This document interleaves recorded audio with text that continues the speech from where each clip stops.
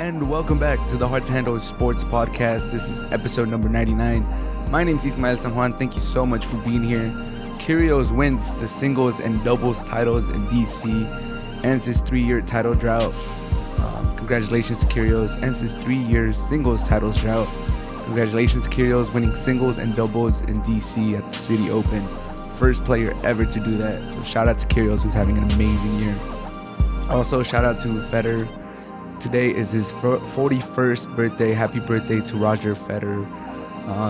We all hope to see him back on the court soon. He is scheduled to play at Laver Cup. He is scheduled to play in Switzerland's ATP tournament later this year. So happy birthday, Federer. Hopefully you're having a good day. Hopefully that knee is resting up and you're getting some good recovery time today. And the Premier League started this last weekend. United lose 2-1 to Brighton. They look awful. They're disgusting. Their midfield is trash. That defense can't stop anybody. Ronaldo wants out. There's just so much turmoil in that franchise. It's just, you can't see the light. You can't see the light. Fergie's not there no more. He's not walking through those doors. And there's just seems to be no light at the end of the tunnel for United. And on the other side of Manchester City beat West Ham 2-0. Haaland scores 2 in his debut. Shows his great movement, shows his clinical finish. City already 2 points ahead of Liverpool in the title race after match day 1. But all of that on this episode of the H2H Sports Podcast. Let's get started. Kyrgios is the first player in the history of the City Open in DC to win the title for singles and doubles on the men's side. He breaks his 3-year title drought. It had been 3 years since he had won a title, and surprisingly, it was in DC that he won his last singles title, and he does it again. He didn't get broken all week, held his serve all week, looked comfortable for the most part, was able to show up in some tie breaks, and had a really entertaining match against Tiafoe. I think that was probably the most entertaining one out of the whole week. Nothing against Nishoka, who had an incredible week. Nishoka came into the tournament on a losing streak. Wasn't, the hottest player on tour, but had a great week, especially in the semifinals, defeating Rublev. Shout out to Nishoka for getting to the final, but Kyrgios always looked in control in the finals, beating him 6-4, 6-3, breaking him in the first game of both sets. So after he broke him in the first game of each set, and Nishoka served first on both sets, so he got broken like right away. It was almost like a given that he was going to win the first and second set once he broke Nishoka to start each set. Kyrgios didn't get broken all week. He broke Nishoka to start each set. It was a wrap. Nishoka did play better in both sets as it progressed, but he was never able to really put pressure on Kyrgios and really make the match interesting. Any of the sets, it really looked like once Kyrgios broke Nishoka, it was a wrap. Kyrgios was going to be able to hold his serve, and Nishoka was, just fighting to stay alive, fighting to hold his serve, and hopefully find a way to break Kyrgios for the first time in the week. And it didn't happen. So shout out to Kyrgios, who's playing some of his best tennis of his career. I would say he's playing his best tennis. Finals in Wimbledon, quarterfinals at Indian Wells. He's gone deep in almost every single tournament that he's played this year. He wins back-to-back titles as well. He won in Atlanta with Kokonakis. He wins right here in DC with Jack Sock. So he's just killing it in singles. He's killing it in doubles. Kyrgios seems to be taking his tennis seriously. He still has his outbursts. He still, gets into it with the official, with the umpire. He still, does a lot of trick shots, goes for the spectacular. During this tournament, he had, his tweeners. He even attempted to go behind the back on one of them, missed it by like this much. He's still very entertaining. Like I said, his match this week against Tiafoe was exquisite. Like, I'm a fan of both of them. I love Kyrgios. I wouldn't say I love him. I love his entertaining. I could do with less of his antics and arguing and all that stuff, but I do love his game. And Tiafoe, even though he's known to choke some leads and not be able to close some games. I think Tiafoe was super entertaining too. Like I really like Tiafoe. Like he's one of my favorite players. So when it was Kyrgios versus Tiafoe, like I knew it was gonna be a great match. It was gonna be an entertaining match. They're both probably the players on tour that know how to interact with the crowd the best. Like really like get involved. Kyrgios would go up to people on the stands and ask him where he should serve. I think that really keeps the audience entertained. It's like something different. Tiafoe, after some points, he goes and high fives the crowd, keeps everyone pumped. Like the energy from that game was just exquisite. Like I think that's where tennis needs to go to attract a younger crowd, to break away from that, gentleman. I know that's part of the history, but if tennis wants to evolve, wants to attract the modern fans, I think that's where it needs to go. Not necessarily the antics by Kyrgios, but asking the fans where to serve, giving some high fives after a good rally, after good points, really pumping up the crowd. Like I think that's all good for the sport. But overall, Kyrgios is killing it right now. He's killing it. He, back-to-back doubles titles, wins his first singles title in 3 years at the City Open. I thought he was going to take a break after such a grueling schedule these last 2 weeks, but he is scheduled to play at Montreal tomorrow versus Baez. And if he beats Baez, he should be on a collision course to play against Medvedev in the second round of the Montreal Open. And that would be amazing. Like they played earlier this year at the Australian Open, and that was Kyrgios barely coming into form, barely coming back from, 2 years of being a part-time tennis player. Right now, Kyrgios is in the thick of it. If anything, is the complete opposite. Like when the Australian Open, out of form, coming back from being a part-time player for the last part of 2 years. And now Kyrgios is going into this after 2 grueling weeks. The last month and a half, 2 months, he's been like really going at it at tennis. So if anything, this is the opposite. He might be feeling some fatigue, but his fitness looks good. He seems to be enjoying his tennis. I follow him on Instagram. He seems to be having a good time.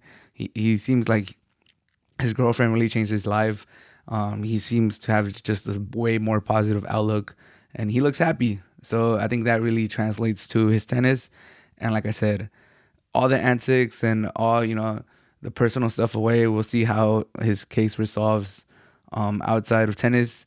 But his tennis on the court has been entertaining, super entertaining. It's fun to watch. And we honestly got to talk about Kyrgios being one of the favorites to win the U.S. Open, especially if Nadal is not there, if Djokovic is not there. Medvedev, is still getting back into form from not playing Wimbledon, injuries and all that stuff. Kyrgios legit has to be like a top 5 contender for the U.S. Open. And depending on how he does in Cincinnati and Montreal, like he could be seeded and he could be one of the, dangerous players going into the U.S. Open. But like I said, congratulations to Kyrgios for winning the doubles and singles in DC, the first male player to do that. Shout out Kyrgios. And also, happy birthday to Roger Federer. He turns 41 years old. Shout out to Federer for still, not hanging it up. It could be easy. Someone else might have hung it up, might have succumbed to the injuries. Just accepted the career that he had, 20 Grand Slams. And many people, the GOAT, obviously some people think it's Nadal or Djokovic, but for a lot of people, it's Federer. He could call it, but I really appreciate the fact that he's trying to go at it, trying to go out by his own means. And, as a fan, I hope he is able to play at the highest level again. Like, I hope he's able to compete for at least like one more Grand Slam. If it's, Wimbledon, where he's been so dominant for so many years, that would be great to see Roger Federer rocking the all white, seeing his luscious hair, move as he hits the ball. That would be great. But if that's not what we're able to get, then we'll still appreciate everything that Federer did for the sport. But this is a day of celebration. It's his 41st birthday. Let's just highlight all the positive things. He's the smoothest player ever. If you ever saw Federer play, he's so graceful. It's like he's doing ballet while playing. Like he's just so graceful and he looks so elegant, and it just looks like this is how tennis is supposed to be played. Like everyone's supposed to look this graceful playing. But yeah, I'm excited to see him this year. He is scheduled to come back from his knee that's kept him out since, I believe he hasn't played. I know he withdrew from the French Open last year, and then he played like a set, like a game or two at Wimbledon. So it's been over a year since he's played. I think his last match that he played was at Wimbledon 2021. So I'm very excited to see him at Laver Cup, where he's gonna be with Nadal, Djokovic, and Andy Murray. So that's gonna be amazing. We'll see if he plays any singles matches there. I doubt he'll play any singles matches, but I'm excited to see him play some doubles, especially if he teams up with Nadal. That'll be amazing seeing them play together one last time. And they'll be great. Even though they're not going against each other, just seeing them on the court at the same time will be amazing. Hopefully his knees can hold up. But like I said, happy birthday, Roger Federer, 41 years old, pushing boundaries for how long tennis players could play. We see it all over sports nowadays. Brady with football, LeBron James in basketball, Federer in tennis. Hopefully he's able to come back. Modern technology, modern medicine is so advanced now that players could really play, into their 40s. And hopefully that's the case with Federer too. Like, I would love to see at least another year of Federer on tour. At least play all the Grand Slams and play some of the key Master 1000s. I think that'll be great. But happy birthday, Roger Federer, and I'm very excited to see you on tour again soon. But changing topics, the Premier League was back this past weekend. Amazing, amazing stuff. We finally have stuff to watch here in the US on our Saturdays and Sunday mornings. But it wasn't all, cheers and joyfulness for all the teams. United lose 2-1 to Brighton, and to be honest, they look pretty awful. They don't look like they've progressed. They don't look like they've changed their style too much. They pretty much need help everywhere. Like, if we keep it 100, like, the midfield is trash.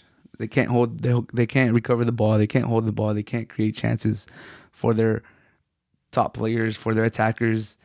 And their attackers are just not on form either. Rashford hasn't been good enough. Bruno Fernandes hasn't assisted in what seems like forever. Sancho has been a flop with United. And I know it can't all be put on him, the system and all the turmoil and all the, different coaches and all that. But Sancho has not lived up to the billing with all the hype that he came from Dortmund. Ronaldo wants out. That's a sour situation. One of the club legends wanting out. A lot of, changes. Coach wants to play a certain way. Does Ronaldo fit in there? Another club doesn't want him. They don't want to play the wages. Like, it's a weird situation to have Ronaldo wanting out, the team being in turmoil, and not many clubs wanting Ronaldo at the wages that he demands. It's just such a tricky situation. But one thing that can be said is that United are nowhere near able to compete. They're just nowhere near. They're nowhere near where they need to be. Like, whether it be the board, whether it be the players, whether it be the scheme, like, they are so far away from being an elite team. Like, it's very alarming to see United this bad and, like, not really progressing or showing any signs of improvement over, like, a period of 5 years. Because they were kind of up and down. Mourinho gave them a little bit of success, and that's one of the mistakes that they made back like 4 or 5 years ago, letting Mourinho go when he kind of has a project and he has a track record, and they should have trusted him. And, every time you look back at what Mourinho said when he was at United, he keeps being proven right. But ever since Mourinho left 4 or 5 years ago, it's just been like no glory for United. They haven't won a championship in forever. They haven't really competed at all since he left. Like, I know they had second place with 2 years ago, but they were like a distant second place or third place. Like, they were not really in the title race, regardless of their finish or of their table finish. They weren't really in the race. They've never really been in the race since Murillo left, and it's been awful, dude. It's just trash. I feel for United fans. I feel for everyone in that situation. Like, I'm sure these guys, they're not bad guys. Like, Sancho looks like such, every time he plays for England, and I see videos of players react on England's channel for the national team on YouTube, it's like, damn, he seems like a good guy. He seems like a guy that just, enjoys his football and, like, wants to have fun. And Rashford, he's done so much charity, and he's, like, fed people during the pandemic, and he's such a charitable guy, and he seems to like stand up against racism, have a voice, represent, the Premier League at its highest level and like social issues, and just being a guy in the community. He seems like he's a great guy, but on the field he just can't get it right. He just can't make a difference, and he hasn't made a difference in what seems like forever. And Fred and McTominay, like, I'm sure they're good people too, but they're just not good enough. They're just not good enough for United, and there needs to be some changes. And like, we've been saying this forever, so it's just, when is it gonna happen? When are they gonna turn the corner? It just seems like coach after coach after coach, signing after signing is just not getting fixed. So like, what do they do? Like, at this point, like United just seem to be sinking and sinking and sinking. So I don't know where they go. Like, right now they're talking about bringing Rabiot to fortify their midfielder. And if you've seen Rabiot with PSG, he was pretty good. He was decent. He wasn't bad. With Juventus, he's been a big disappointment. He's slow. He looks, like, not just slow in his movement, but slow in his decisions, slow with the ball on his foot. And it just makes me appreciate Real Madrid so much more. Just having that midfield of Cruz and Modric and Casemiro, and having Valverde and all the signings that we've made, Camavinga, like, it's just, I'm so happy to be a Real Madrid fan, and how they're able to just keep, cycling through these generations, and how they were actually able to, succeed after Ronaldo left, and, retool the roster and keep winning, keep being an important team. Because you see these other great teams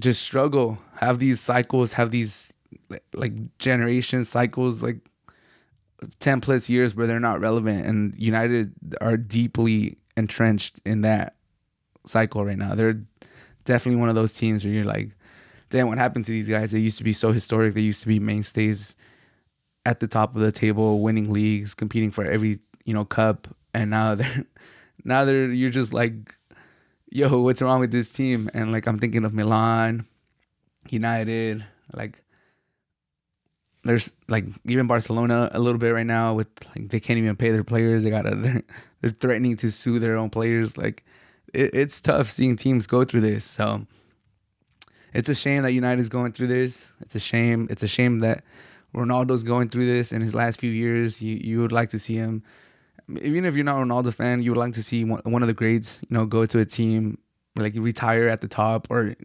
competing. Like, I want to see Messi versus Ronaldo in the Champions League again. And Ronaldo's not in the Champions League this year.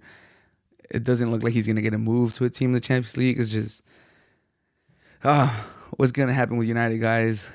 How do you fix United? Like, how? Like, I'm going to tell you this, Rabiot's not the solution. And Fred and McTominay are not the solution. And, how do you fix this? How do you fix United? Like, do they need Maguire's, like, they bought him for 80 million. That's insane. And De Gea has regressed. He doesn't look like the keeper that he once was. So yeah, Eric Ten Hag, he has a full plate. He definitely has a full plate. He has a tough task at hand, and we'll see how he progresses. We'll see how he handles it.